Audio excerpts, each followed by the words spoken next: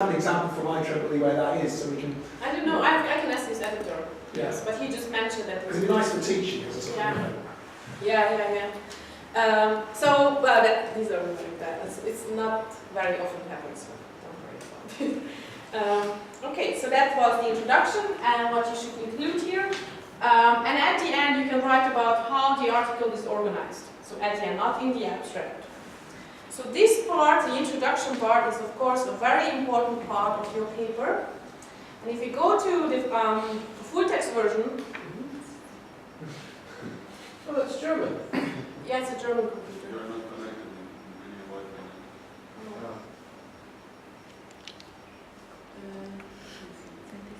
That's the right one. 13.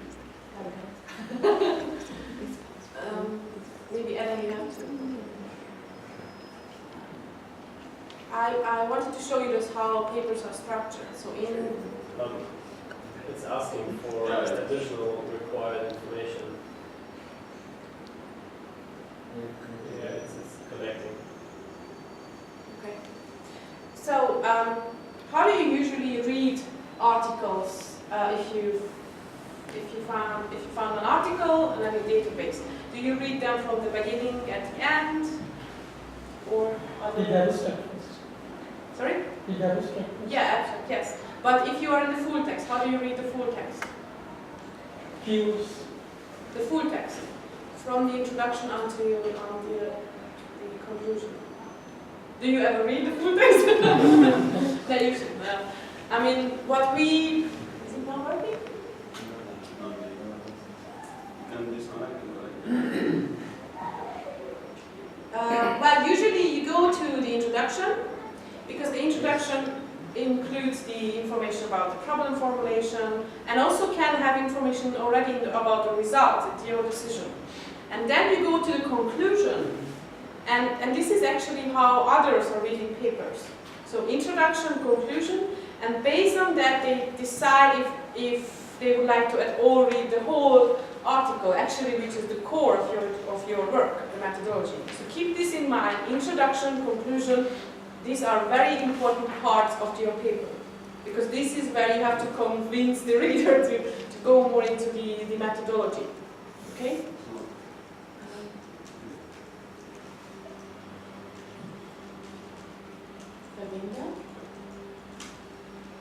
Okay, I was mentioning this because I wanted to show you this HTML version of our articles. Yes.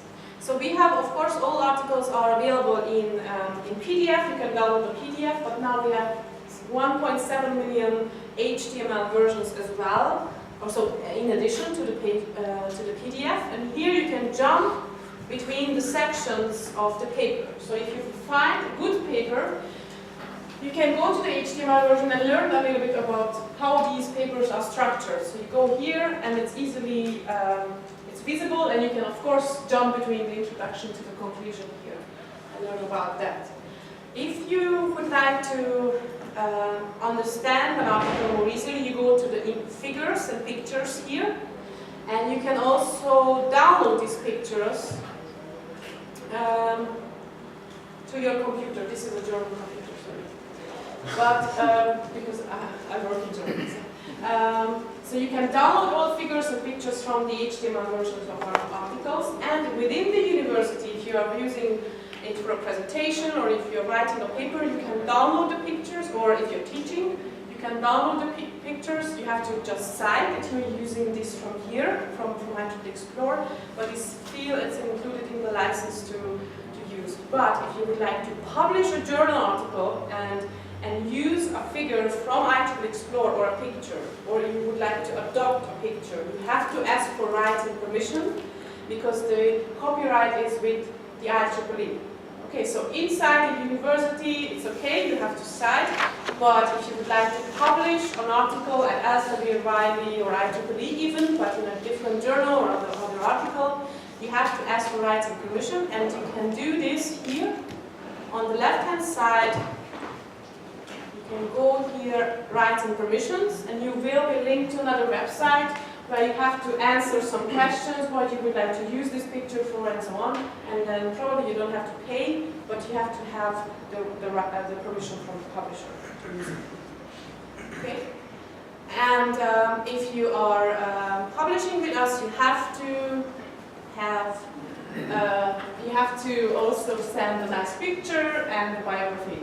And of course, if you are reading on an article, it's not so important how good looking the authors are. But if you are going to a conference, an IEEE conference within the UK, that you can use this maybe to recognize these persons, to network or and check their biography. But you will be also visible like this on IEEE Explorer. Are you using LaTeX? Is a document preparation? Yeah. Yes. So if you are working with any, or maybe there is no this, any mathematical formulas, equations, and maybe there is no in this article, but then you can actually copy the text source. There is no text source of that mathematical formula and paste it into LaTeX from here, from the HTML version. Okay. Okay. Go back to the introduction, and then the next section is the methodology. So that's actually the core of your paper, and this is where we suggest you start the writing process, but you can also start with the introduction. So this part is where you write about the problem formulation and the processes you use to solve the problem, and you prove or disprove the hypothesis. So, this is what you are writing about in the methodology. And this should be written objectively, the methodology, really, without any analysis or interpretation. This part, and it should be written in that level and that detail that the reader or the peer reviewer can understand how you get the results based on the methodology. They are checking these two, methodology and results. Yes, and then also that it should be written in that detail that others, readers, peer reviewers can replicate actually. Replicate the work, based on the methodology is written. So you can write about what worked, what didn't work, and why this didn't work, and then also you describe here which processes you use. I mentioned this here already.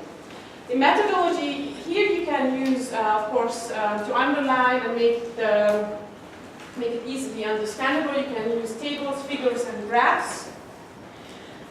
This is why I've shown you these, how to find this in HTML. One of the editors said you should maybe think about, if you're using graphs, not so often use colored graphs. And he said, because the peer reviewers, maybe he's a professor at some university and they just print out your article in black and white to read it on, but to read it on the train, and you will never easily understand the graphs from your article. So try to use maybe these dotted lines which are more visible in black and white, easier understandable if you're using graphs or any other. Okay? Well, that was just an idea. Your goal is actually, when you're writing your paper, to keep the attention of the peer reviewer, not turn him or her off. So to make it easier for them, because they are people who are they are working for free. They are doing this peer reviewing for free. They don't have so much time. So keep the attention. Make it easier to check your paper. Okay. You can use graphs, figures, and tables. We have a dedicated website. It is called IEEE Digital Toolbox. I've already opened this page. IEEE Digital Toolbox. And then you can find supporting information, how to prepare these graphs and pictures and multimedia for submitting papers. Okay, here, preparing your graphics or multimedia materials. Find that. IEEE Digital Toolbox. Okay, next section is the results section, and it's good if you know already which journal title you would like to publish your paper, then you check how usually that paper is structured. And there is one example for a template. I have printed this out. You can pass this maybe. Template for an IEEE transaction.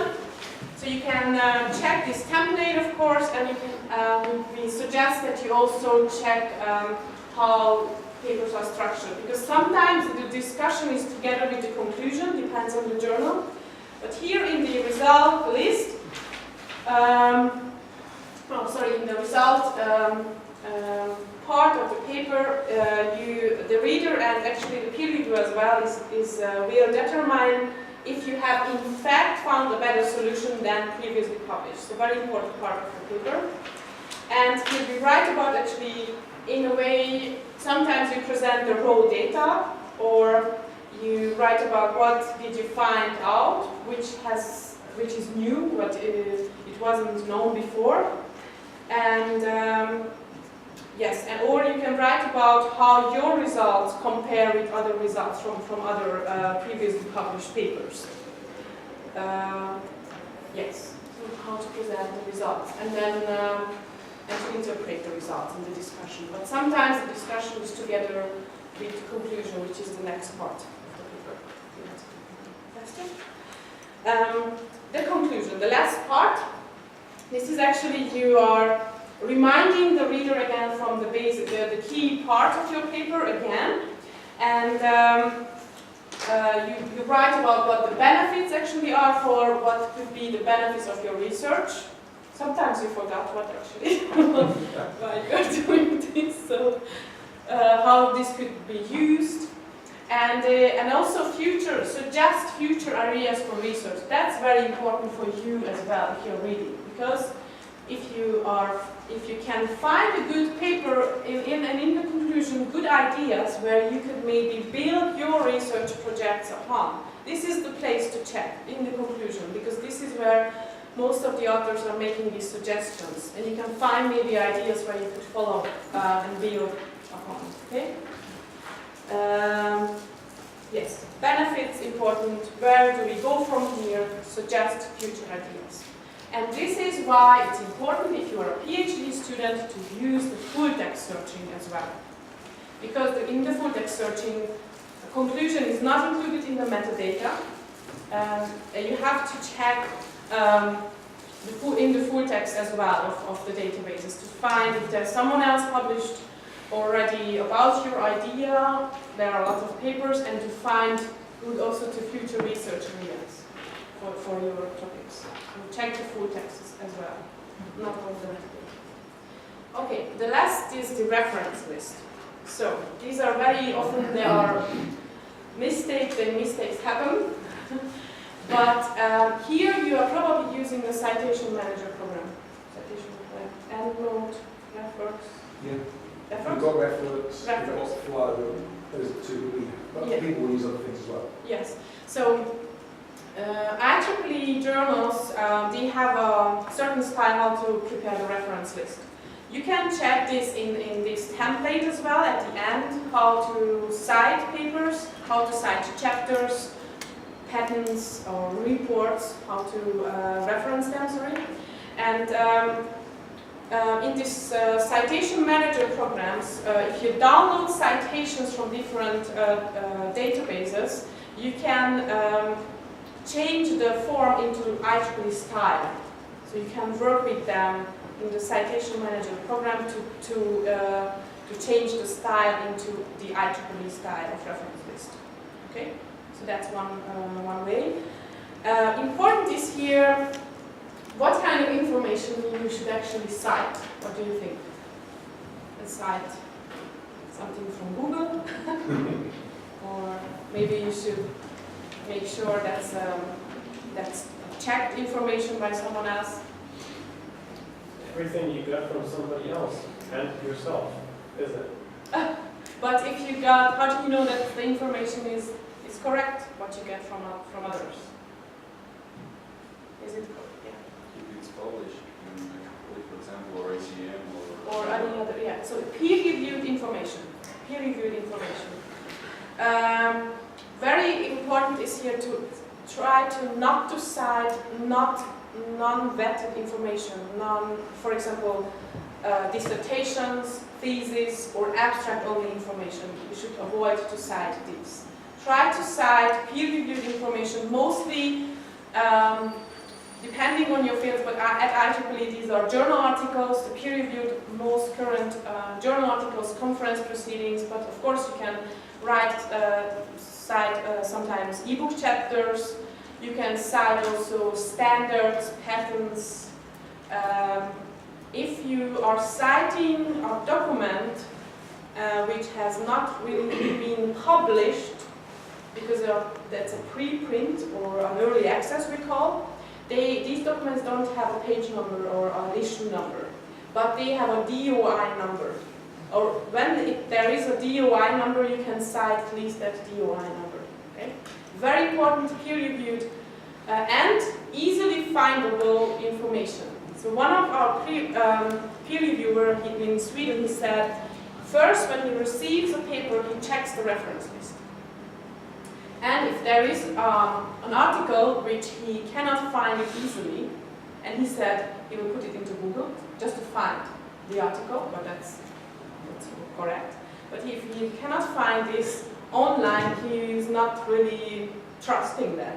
So if you're citing something which is only available in print in some libraries, which is not easily findable for the readers or the peer reviewers, they will have problems with it to check really. Okay, so try to cite current, peer-reviewed, easily findable information. And yeah, follow the style of the journal. And at the maximum, you should not use, but it really depends on the journal, more than 30 different literature. Okay.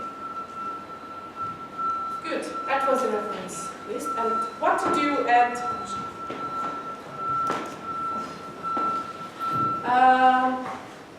okay, let's skip this because we know this. Let's go to what kind of articles and where to publish. Okay, so you have at the IEEE different ways. You can publish in a traditional journal. It means, in this sense, means that either the user or the institution or organization is paying a license to give access for the users, or you can go for open access version as well. It means that either a research fund or the organization where you are affiliated with is paying, or yourself is paying the publisher to publish that article as an open access on the same platform. It will mean that no one else so it will be visible and searchable and downloadable for everybody without any payment for others. So it has a bigger readership. So it is your decision to which one you would like to go, which way. And certainly in the UK, open access is a very, very big topic. At the IEEE, you have different options to go for open access. So you can go either to our mega journal called IEEE Access, which is a multidisciplinary journal. It has a little bit shorter peer review process. Or you can choose from 8 different fully open access journals we started to publish 2 years ago, dedicated to different topics. Or you can go with the third version, which is the hybrid version. It means you are publishing in the traditional, well-established, high-impact factor IEEE journals your article as open access. So you have different ways to go. And either the university is paying or the research fund is paying to get this published. Okay, but there is a way for open access publishing. Okay. So peer review process, just a minute about the peer review process.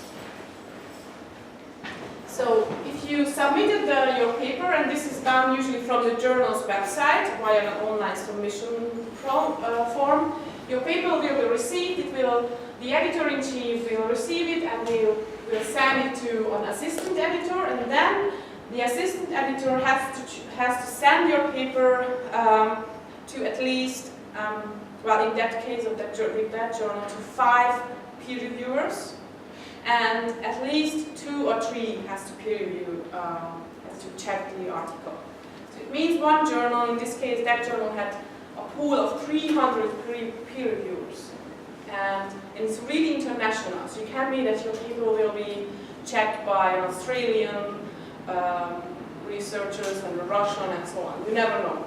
And it's a double-blind peer review process. So either you neither you nor the peer reviewer knows each other. So you don't know. And even if you are open access, it doesn't mean that you pay your paper will be published. That's the same peer review process. Okay, same thing. And then you can receive different answers. Either it got accepted, that's the perfect way. But very often your paper will be accepted, but you have to make some revisions, some changes. That's very often the case. In this case, you will receive a letter from the editor and you have to make these changes. There will be probably a list what you have to change. And if you write in a paper back with the changes, please follow this list and just make these changes and make clear what you have changed in the paper. Follow this list.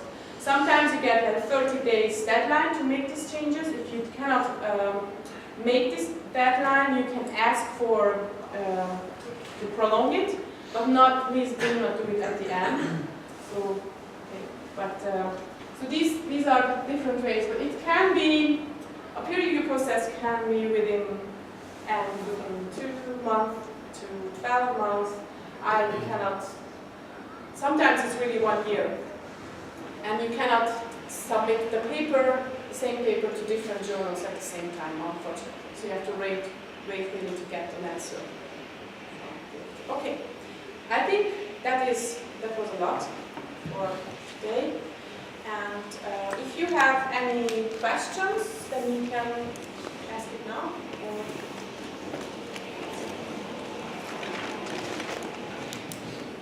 Yes?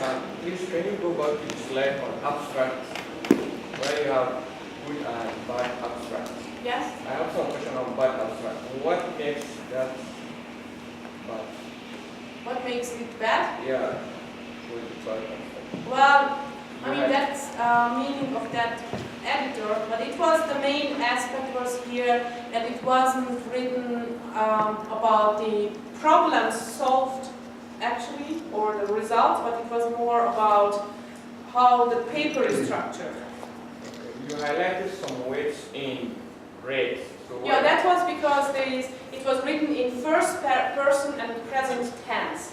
And this is not the style for most of the IEEE journals. But you have to check, if you would like to submit your paper to a journal, check please in which style the abstract is usually written. Is it written in first person present tense or another way? Okay, because you have to follow this style. Okay? And I will show you this manuscript, which is somewhere. You can find that manuscript if you Google IEEE and authorship. You will find a 30-page manuscript. So IEEE and authorship. And this is also, I think it's available in Chinese on our website somewhere, if it's interesting for you. Then we have this Author Digital Toolbox. This is a website dedicated for authors where you will find a lot of supporting information, the IEEE style manual, keywords suggested for authors. This is a list of all IEEE keywords. Then, that's very important, article templates. If you click here, article templates, you will find templates from different transactions, IEEE journals. Some of them have a known style template. Most of them have this style template, this transaction, and you can download this as in Word. And this is actually the other document that I was showing you. And so these templates are good because you have to follow this style. And then, so yeah, so Author Digital Toolbox and this manuscript. These are the basics. Okay, and we have not been talking about mechanism much, but it is enough, I think. I'm afraid. Okay, so thank you very much for coming and good luck. Thank you.